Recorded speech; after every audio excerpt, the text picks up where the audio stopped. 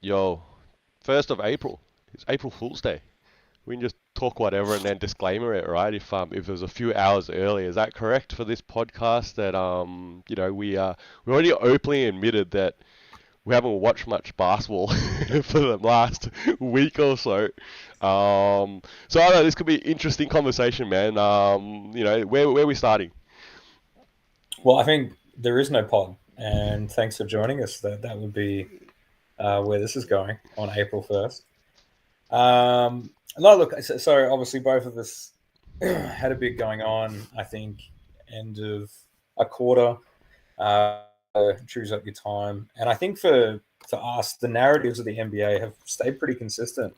Celtics continue to dominate the East, and the Knicks have now crept up to second, but their record is 44th, 44 wins. And in the West, which is a far more interesting race at this point, it changes day to day. That I don't know. It's not really worth speculating. It's not really worth investing a lot of energy because it is probably going to need until the last couple of games to really shuffle the Western Conference into its playoff seedings. So I think that makes this a bit of a weird spot of the time where it's hard to not necessarily invest, but make sure that you're up to date with everything that's going on in the NBA. Because if you asked me 2 days ago, how's Phoenix going? I'd be like, oh, top six. And then if you ask me today, play in. And then if you ask me in 2 more days, maybe they're completely out of it. It's that close. It's funny actually that you're mentioning Phoenix here. It just jogged my memory about this post I saw, and I think I want to run it past you. It was a comparison against Bol Bol, yeah, and Wembanyama, yeah, and it was sort of like saying, oh, look, Wembanyama is significantly better than Bol Bol. Okay, now, but here's the catch, and I don't think anyone's disputing that. I'm not disputing that. I'm not trying to say anything otherwise. All right, but the catch here was, has Bol Bol been given a fair chance in the NBA? What do you think? Like, I'm actually shocked that the Magic let him go. Like, surely we could have kept him, but again, we've talked sometimes about these sort of decisions that happen in the league. We're obviously not in the insider circle or anything like that in that sort of sense, nor do we sit courtside and watch all these games and we see their attitude and during games and timeouts and on the bench, on the floor, etc., etc. Yeah, but I guess surely this kid is deserving of more of a role than he currently gets, but he's not in the right situations yet, and it hasn't been so far. That's what it feels like. It's it just feels like we're missing something. For the general public, we're not seeing something because in this era where everyone's shooting, everyone's a little bit softer. His frame shouldn't be brought into question there. You see these games where he has like 20 and 10 Mm, and mm. 5 blocks, so he's clearly got the potential within. He's getting a run with Phoenix from time to time. So why hasn't he been able to maintain a consistent level? I don't really know. I don't know if it's an attitude issue, perhaps.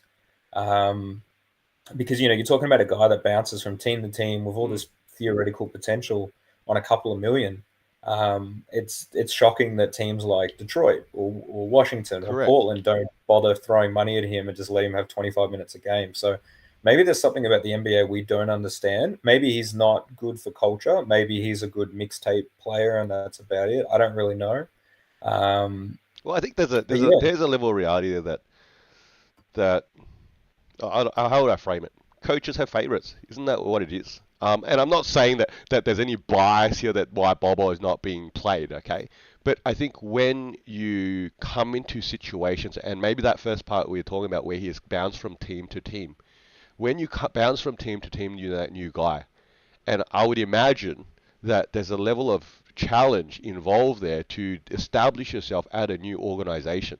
Yeah, especially if you're still a young guy, you're not a sort of a established vet or all star or that's been traded in that sort of sense that has that resume or an NBA champion that's got that resume somewhat that's come into your organization for that sort of reason or something along those lines.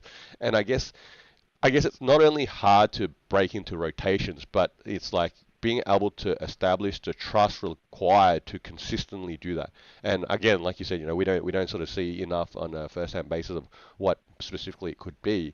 But I think there's a whole lot of challenges there because let's be clear, he's not the only talented guy in the NBA that's probably not getting a good enough look. But obviously, he's got a comparison sort of potential as a fan. That's where we sit, right? As a fan, alongside you would say Wembanyama, which is why this graphic had Wembanyama there, along with say like Chet Holmgren or something like that. These 7+ footers that are sort of lanky but can handle, dribble, shoot threes and block shots and sort of do everything you're sort of thinking that you would want them to do. Yeah, I think the mental side or the culture fit is a big part of coaches' assembly of teams, even general managers' assembly of teams. The average team is only playing 7 to 8 guys when it really matters. So, we often hear that there's 450 players in the league and there's, 30 teams with 15 roster slots. But unless you're someone like Memphis, where you need to run through deep into your roster and your G League affiliate, these guys end up sitting on the bench. So for Bol, I'm going to chalk it up to, you know, just maybe a bad culture fit. I don't know. Maybe Phoenix likes grabbing centers who don't have very good attitudes. Maybe that's Phoenix's issue. I don't know. Like I guess you mentioned you watched at least earlier in the season a whole bunch of Phoenix games, yeah. But I guess he wasn't really playing that much at the start of the season, was he? No, so there was a small stretch, probably in January, where he started to get a bit of a run. I think that was one of Yusuf Nurkic's absences. But, that's probably endemic of Phoenix in general has not been pleasant to watch as a fan. I think you sent me an article the other week about firing Coach Vogel, but if you watch any highlights, and I guarantee you, just pick one from the last week, and even the 10-minute highlights will do.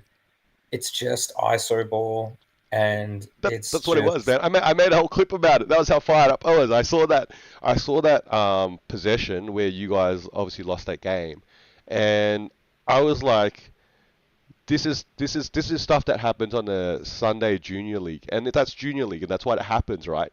You guys are in the NBA, in the top league. You guys are a contending team or fringe contending team. Yet, how can you have just literally just poor offense when you've got the ball with ample time? So it wasn't again like 5 seconds left. Yeah, you guys had ample time, like a full shot clock plus, and sort of shot up, took up like put up two really just like poor shots in what you could potentially draw up. Like hell, me and you could draw up something probably better, by using that one timeout we had left in that situation, which then led to me sort of saying in that video that I made was that Vogel's getting fired, surely. Like, surely if you guys don't go deep in the playoffs, I don't know. What's keeping him there? Like, I feel like he's not getting the job done. Like, the fact you guys are treading water, again, it feels like he's probably not getting the job done. And you guys have expectations, yeah? You guys have expectations. But do we? I have expectations. Well, your new owner just spent how many billion? I'm sure he's got some expectations up here, right? I think Phoenix has done. It's kind of hard to say this, but like Phoenix made the championship in 2021 with the acquisition of Chris Paul, kind of mentoring the young guys that they had drafted, right? So Cam Johnson and Mikal Bridges, etc. And they blew it up. They blew it up to get theoretically better talent. And, KD is a better talent than those players. Brad Beal, I don't know if he's better than Chris Paul at this stage. I'd say no. Oh, absolutely not. How can you not know? Yes. Come on, man. That's not even a debate. Are you trying to say, here's another topic. Now you got me fired up now. Chris Paul, Bradley Beal, that's a no-brainer. One's a Hall of Famer. I'm just saying at this stage. I'm saying at this stage. What are you talking about?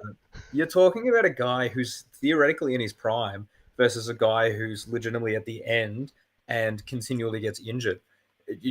That is a legitimate comparison, but it's theoretical because Bradley Beal has not performed that way and also has been just as injured, if not more injured, than Chris Paul.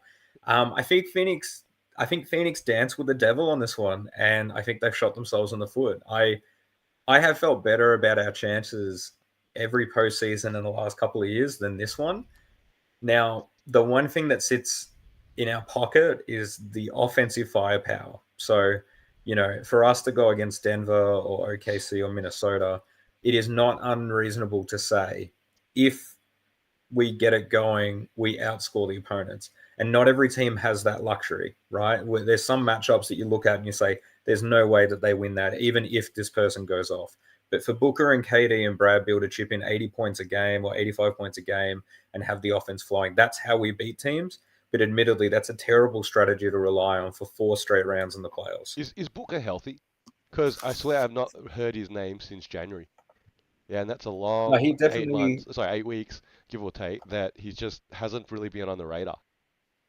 he just as someone who really felt like it was an MVP season coming, um, I don't know what to tell you, dude. I don't know what to tell you. I don't know if it's the So, hamstring. so right now, like a few things. You're saying that you don't think Vogel's going to get fired if you guys don't say make at least conference finals? No. No, keep him. Just keep him. So what Well, do you do to shake up this team? Because remember, the first chess piece that always falls when you have a team that's underperforming is the coach. Yeah. So what are you doing? Roll it back again and go for another season with the same personnel. I think you've got to go for the continuity route because you're tied up in so many salaries. And then the hardest part is you've got players like Grayson Allen, who will not be re-signed to Phoenix purely based off the value that he's made for himself because he's shooting the lights out. Other teams are going to offer him bigger money. Is he on an expiring contract? He's just most of these players are on 1 or 2 year deals tops. Okay. Yep. So he's on a 1 year. I'm pretty sure Eric Gordon's on a 1 year, and I don't think Eric Gordon's going to view them and say like Eric Gordon will go to Denver, right? Like if you're a $1 million a year vet trying to get a ring, you go to Denver, especially a player like Eric Gordon who can shoot. You telling me I can get like 45, like Grayson Allen to Denver? Anyone works with Denver, and I mean that's Everyone probably go to Denver. Everyone goes to Denver and have a 20-man roster. But I think the conversation is we've always seen these super teams attract free agents to help them get over the hump, but I think Denver's going to be very similar to the Spurs were in their run where players go to them and they just slot in and end up winning a championship. Because that's, you look at Kentavious Caldwell-Pope, 1-1 with LeBron and now went over to Jokic and wins one as well. Aaron Gordon, being a reputable player now when in Orlando we were all just kind of curious if he'd ever figure it out. I think lots of players are going to go to Denver and reap the benefits of Jokic. I get what you're trying to say here, and I guess again this is that point we allude to. Where's our stats guy, right? That if we think back the last say 10 years, okay, not trying to stretch my memory too far here, that besides the Lakers, the bubble Lakers, which obviously they bought in LeBron, they bought in AD. There's probably a real track record here, especially in the last decade, of developing your own talent and letting them take you to where you're trying to get to. And I guess the Warriors were a huge proponent of that. The Cavs that stole that one there ultimately was LeBron coming back, and he was a Cavs to start with anyway, and joining with Kyrie. They brought in K-Love, but he was obviously a third wheel there in a sense, yeah. I guess what I'm trying to say here is when was the last team, short of the bubble Lakers, where the actual, say, top 3 players were all players that were traded for or signed that actually won a ring? There you go. There's something. I think at best you'd be able to track a team to like picking up a player. Well, you're talking about Miami now, the Heat. No, even then, but they didn't get it done in the first season.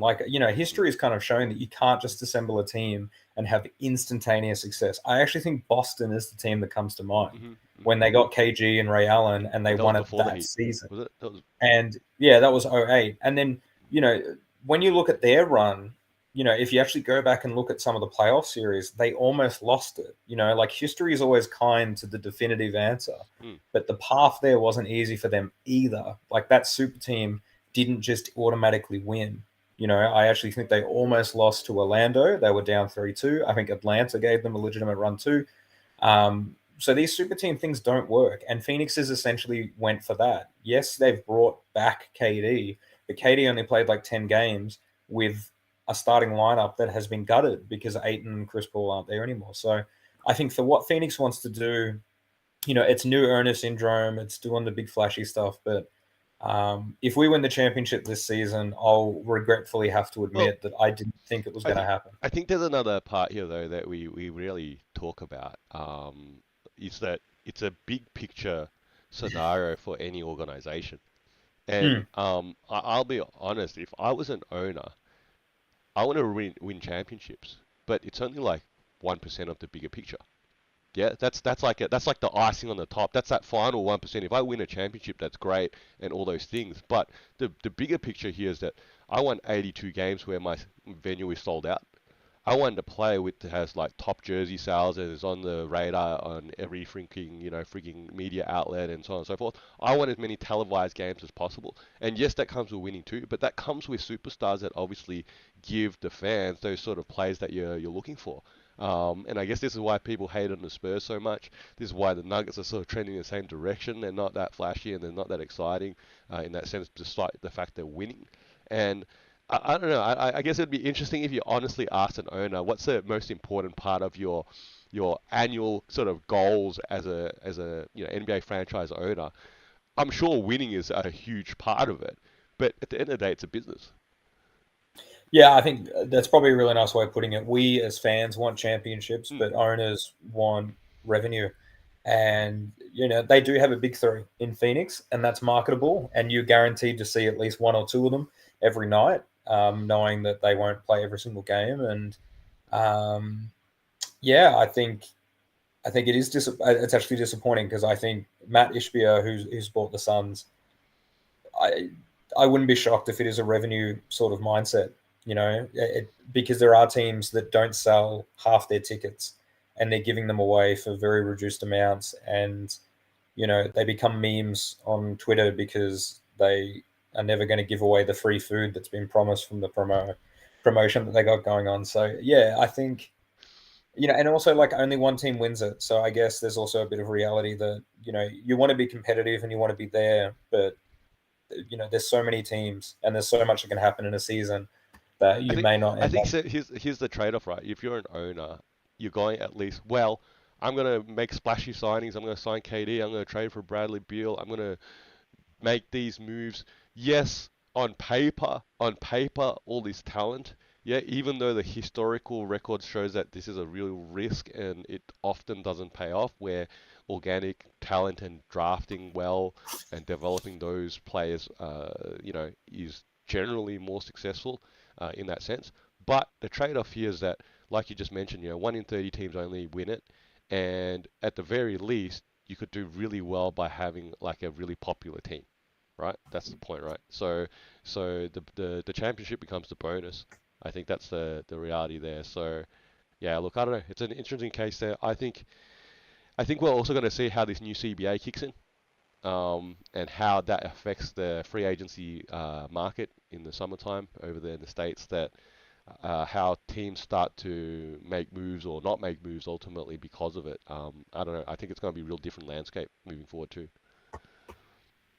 Yeah, it's definitely going to be an interesting off season because we'll see the full effect of those CBA and the punishment for the salary caps, and we already saw a pretty interesting mid season deadline. So I'll be curious. I don't know, unless I'm completely wrong and we'll see a bunch of big names move and it'll be interesting again. Who knows?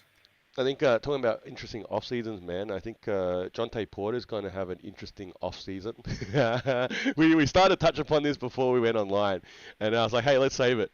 And I don't know, man. You were talking about like we both watched a video, I think, that sort of what the NBA is investigating right now in regards to these betting scandal allegations, right? And it just doesn't look good, right? The optics and something's wrong with his eyes don't look good. I think you made the pun too obvious there, but yeah, shout out to AM Hoops who produced a really good video that kind of got us in the loop. Um, he probably said it best where this is who I didn't even know Michael Porter Jr. had a brother, let alone playing in the league. Mm, Um, mm. and it probably brings up a bigger conversation. Let's get the quick ones out of the way. It's pretty sus. I'm not surprised that he was involved in this betting scandal because his salary is 400K, which after tax, Yes. even in Toronto with the visa stuff, because a lot of people don't realize Toronto has some visa issues with earning money in Toronto. He's not earning a lot of money. In fact, he's probably earning a normal six-figure job, here in Oz. So, are you telling me that he's got the opportunity to bet and rig it and get some people Well, money or stuff like that? Yeah, of course. well, he's literally betting against himself, right? Mm. Which, if you look at it from all different perspectives, is actually really stupid. Isn't that what it is? Like, because here's the point. He's not only betting against himself because he's betting on unders. He's also betting on himself, which is putting him in risk in this position now of being suspended and any further consequences that may occur. But at the same time, he's betting on himself to, because he's betting on unders, to actually perform poorly and not actually establish his NBA career or potential NBA career. That's the whole three trifactor there that of this whole situation that it's just crazy. I don't know, and then his brother comes out and makes a half-hearted statement like he's a good bloke, and I don't think he would do this sort of stuff. Like who actually believed any of that? Like as if he knows, right? As if we know what someone else does anyway, right? In our spare time, yeah, we're not his freaking I don't know, whatever guardian angel. Yeah, I look. You're making a lot of like important points. You're talking about establishing a career, having integrity for the game, like those kind of things. I think the part that we're all kind of forgetting, we do it as people who talk about the NBA, and you see analysts all the time. We know not everyone's LeBron James, but there are tiers to the NBA, and you know, I think he realizes that this is probably as close as he's going to get. Him playing well, him doing better. I don't think he's going to get the career that he thinks. I sincerely believe this. There are guys who make the NBA who are gracious to get their 10-day contract, gracious to get their G League two-way thing, because they know, like deep down, they know they can't go any further than this, right? And you hear about the Pat Bevs who talk as if, oh, I was always going to make it. But for every one Pat Bev that makes it, there's like 1,000 guys who talk like Pat Bev and didn't make it. And I think this guy, he's on a different side of the coin. He's talented enough to make the league, but he's not talented enough to probably get a contract that gives him $1 million or $2 million or $3 million. And he's chosen a short-term fix for his money solutions, or he's chosen a short-term out. It will be interesting to see what the league does, because they can use him as a real low-stakes We're putting a real expulsion. disclaimer here that we believe he's guilty. Is that right? Because I don't know, Oh, man. I don't know. Are you 100%, are you are you 100%. are you betting right now he's guilty? I feel like now there's a betting market right now that what is Jontay Porter guilty of game match fixing right now? I don't know, man. I think it's oddly specific. Like it's too on the nose. It's too much. But look, hey, You look, can't. wait. Let's go back a point though here. Didn't we say the same thing about Josh Giddey? Was that just all too obvious that everything, and then what happened with that? That got swept under the rug. Well, who knows? No, I Yeah, never said that. yeah, I but never said that. but that's the point here. So again, there's all these obviousness of this, but until I guess a conclusion occurs for this investigation.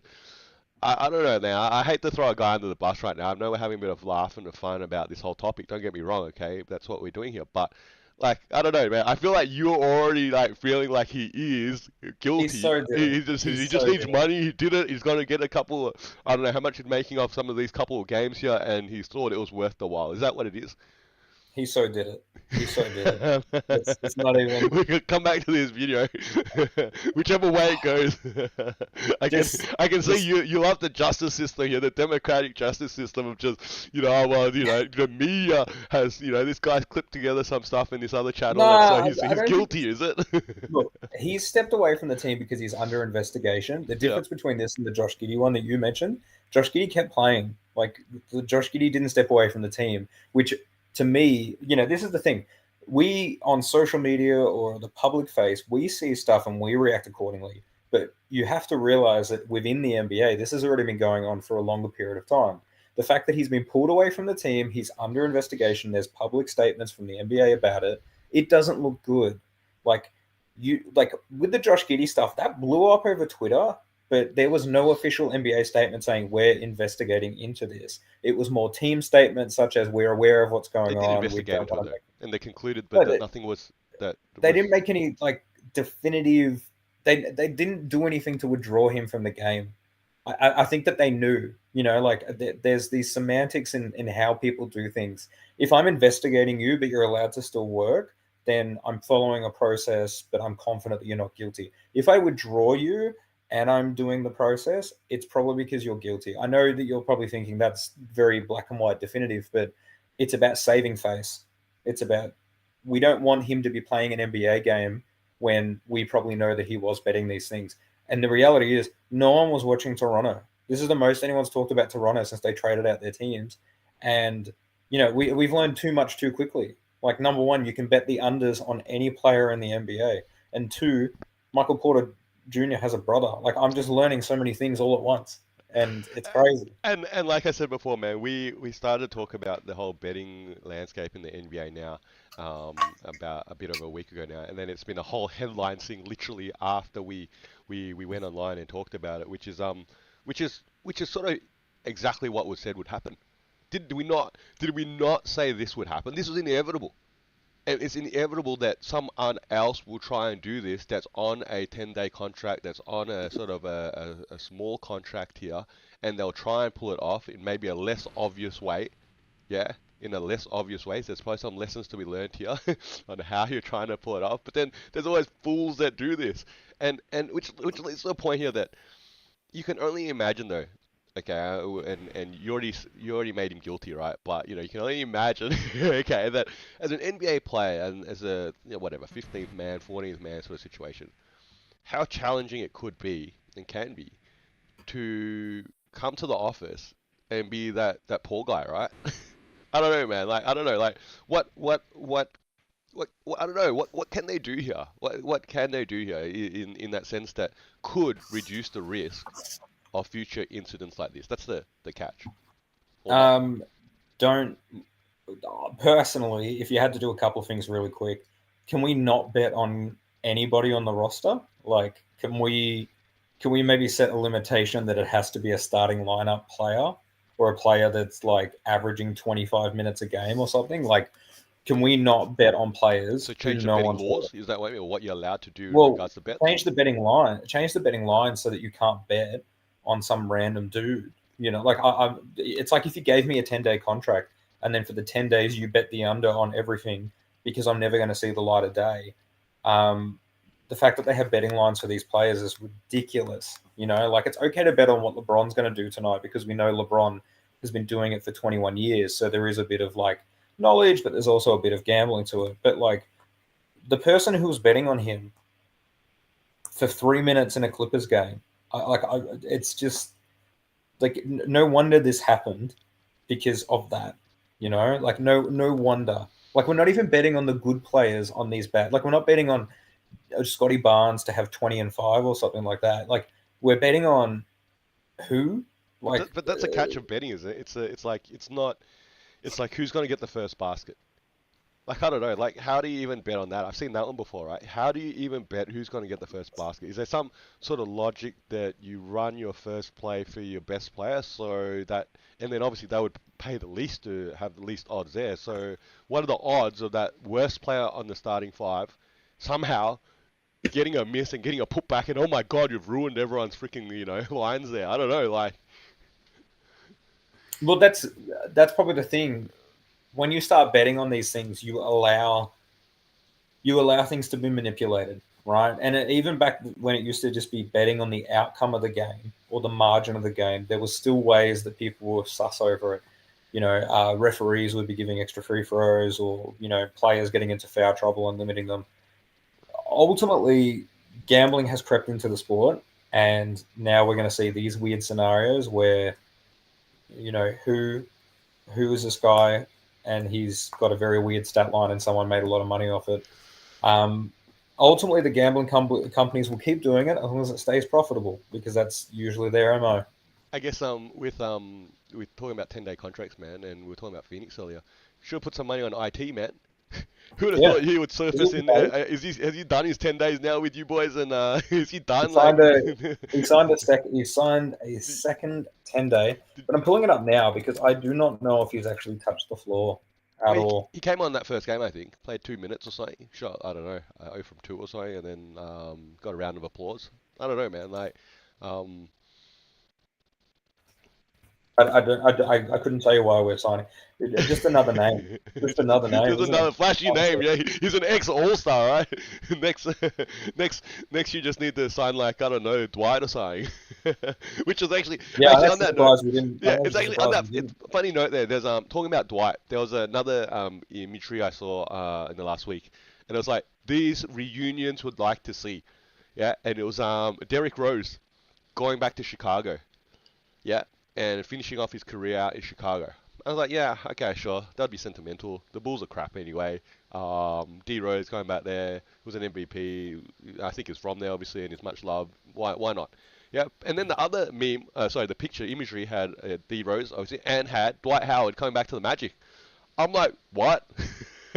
I'm like, I do not want to see Dwight Howard at the Magic. I hate to see this. I say this. It's just the reality of what a crazy imagery. I'm sure you've seen many crazy images on the internet, no doubt.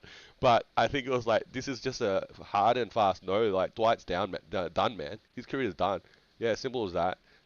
D Rose, I guess, is still in the league. You could make that case at least. And I don't know. Next, you're gonna say, D Wade should come back, or Carmelo should go back to the Nuggets and win a ring now. Oh, Melo back to the Nuggets for sure. No, look, I think sometimes a comeback is for us more than it is for the players. Because that's the hard part with sports is that it just ends abruptly, or you don't realize that you've got something good until it's gone. Like Derrick Rose, there was so much potential, and then he blows his knee out, and it's just all over, and it's all different, and it's never really the same after that. And that's one of the rhetorics with sport. And we're going to go through the same thing with LeBron. LeBron's going to have to go back to the Cavs again. It's just how it works. It's just how it works. Well, I guess to sort of wrap for this week, man. How it works, hey? It's worked all for you all season, right? In your fantasy league, and somehow you think Jalen Duren is going to be that missing piece, right? And then you see the stat line Gafford put up. I don't know, man. Like, I don't know. Talk me through it, man. As a number one man in our fantasy league right now, what's your final comments here? Without giving anything away to me, your opponent. What are your final thoughts here into these last 2 weeks of these finals? I guess first I'm a little bit nervous. I'm worried that we're going to have a bit of resting going on, Absolutely. or players pulled out. And then a part of me wishes that this last fortnight was the finals, so to speak, because, yeah, I don't know if you're going to get the best out of your players here. I'm quite fortunate. I got some Western Conference players who should still be vying for positions, but then you know what? Wemby might get shut down for the season. Jason Tatum will miss a game or two. So, there are aspects that are be considered. Why did I pick up Duran? You're asking me. So Daniel Gafford was a statistics person, and now that I've looked at my scoreboard for the last 12 weeks, I don't win statistics anymore, and I'm doubling down on trying to be competitive in points, rebounds, and blocks, which Jalen Duran can do. He's also going to shoot pretty well. Really, that's what I'm going for there. But you know what? Gafford's still on the waiver wire. So if I don't like what Duran's doing, maybe I'll just grab him back. And there's no issues with that. But look, I think I like what my team does. I know that my team is going to win points, lose turnovers, win assists, win 3-point percentage, and then everything else is a bit frisky. It'll be interesting between us. I think you just escaped by the skin of your teeth. Yeah, well, So Kimmich decided to spell out as well that he gave up 60 plus points that he didn't play for some reason, and I consider writing back to him like, so whose problem is that? Like, if he's the one that didn't field his players or whatever reason, that feels like his problem, not mine. But look, end of the day, I've actually had a really bad 2 weeks. Like these last 2 weeks, so I'm playing 2 leagues at the moment. The other one's like head to head and stuff, so it's a bit easier and plus I don't have any limits on positions, so I can just grab anyone. It's a bit easier to have to think about than this current league that we're in. But obviously I finished third in that league too, and I lost this week.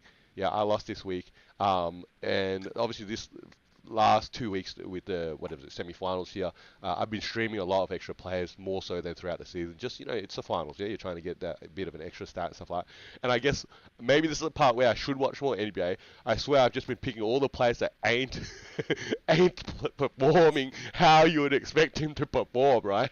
Like literally in the other league, I picked up this player as one of my last sort of transactions for my limit, and I was like, and then he ended up not playing the next game. I was like, that's such a rookie mistake, but it was like, wow, all right.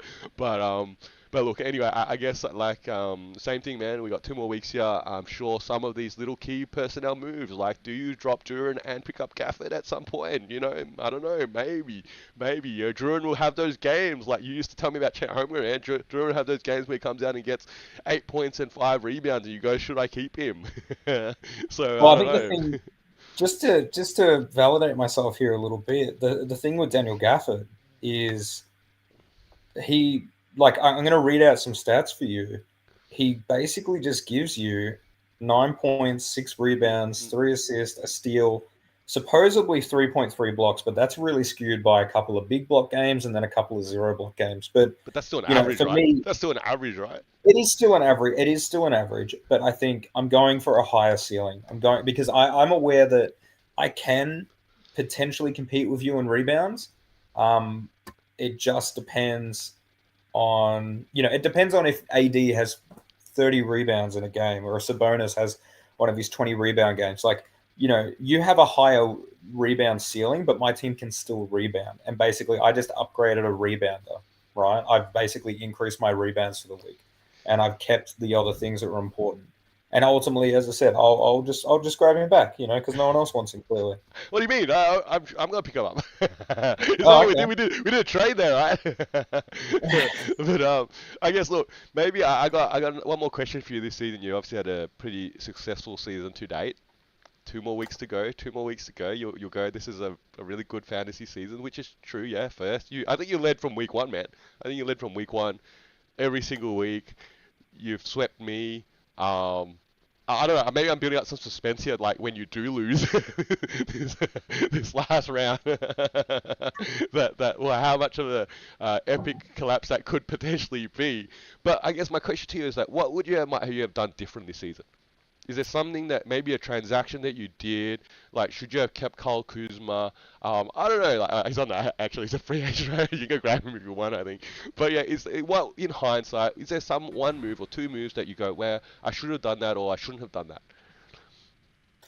I think I actually look a little bit more. I think about the drafting process and reflect on not bidding enough on certain players.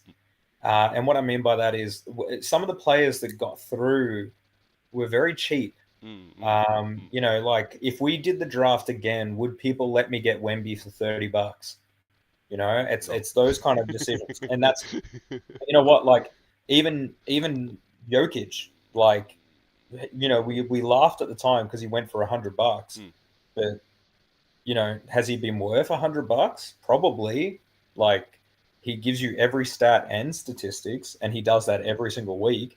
And then he gives you random spikes in one of those categories. Like I think that's pretty good. Would people let me get Tyrese Halliburton and Tyrese Maxey for like $40 combined? Like, there's those kind of decisions that I look back on. I wish that So you're saying the draft you could have done. You felt you could have done better in the draft.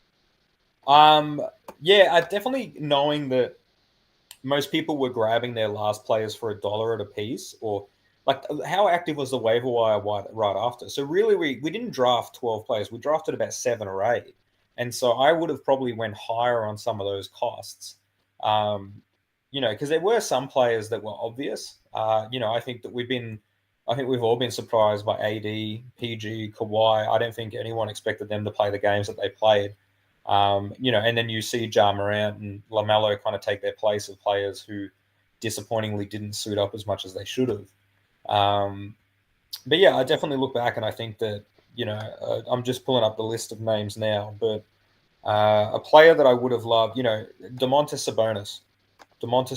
I in hindsight, that, you drafted him for $40 and he, like, streak of all the double doubles, I triple love double. Sabonis, man. I've grabbed him for like the Yeah, last 3 years. Last 3 years, he's the guy you want to grab at like the 100%, second, third round sort of thing.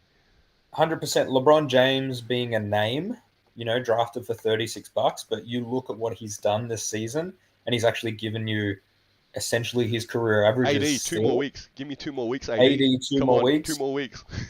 That's those are kind of ones. Knowing Pascal Siakam was going to be traded, But it's take the stashing point. those kind You of obviously players. mentioned the draft though. Clearly, I've taken a whole different route. Yeah, Mm. I'm not necessarily gonna disagree that I could have drafted better. Well, actually, clearly I could have. Okay, because I started out the gates woefully. I was like 15 games behind everyone else at some point, I think. Yeah, and I was like, I gotta do something. I think we spoke about this a few weeks ago, right? And I literally turned over three-quarters of my roster, including Luca going to you. And in hindsight, if I'm gonna pick one clear, obvious point here, trading and Edwards for LaMelo Ball was totally unnecessary. Fail. But hey, look, whatever. Because here's the reality. I guess what I'm saying is whatever about the draft. I'm still here. I still got here to the grand final. So there's still, especially because we had a small league, yeah. And maybe it's a different story with a 10 or larger league, 10 team or larger team league. Okay, where your talent slides down a lot more on the free agency list, yeah. But there were enough options still here for any player. Because if I could have done this, any other player could also have improved their standings as well by making shrewd moves. That's just the reality. Yeah, by making shrewd moves, which is in part the irony I said before that last 2 weeks I felt like I've been making really bad moves, but I guess obviously the course of between about January to March I've been making fairly reasonably good moves to keep me moving up the standings. Yeah, I think, to bring it all back though, all of this can be in vain if the wrong players start resting, if anyone gets injured. That's obviously the highlight of fantasy. But that's probably what, like when you talk about me fumbling the lead, I'm not like ultimately I'm not in control of it. I've got a very good team. I know what I'm going to do. On their best day, I still beat you 5-4, but I need them to have their best day and I need nothing else to go wrong. And another point, I don't think you realized, or maybe you did, you only got through today because two players in his lineup were out. So there was a lot that allowed you to get to the Steve finals. Bradbury, whatever gets you there, man, isn't that what it is? It, you Wemby know rolls what? You his got to be in it to Wemby win rolls his it. ankle So and Tatum hurts his finger and so it's yeah. I look, you know, I'd I'm be. sorry. Why are we giving me all these disclaimers? I'm very aware of them, but this is sports. You just alluded to that. It is what it is, man. I just, we'll talk in a week's time, and we'll have a better idea of how confident we should be feeling, respectively. I think look, at the end of the day, what you're saying here is we should bet on my unders. Yeah. If you start resting and dropping players, yeah, go for it. Let it be go. All right, good luck. Good luck.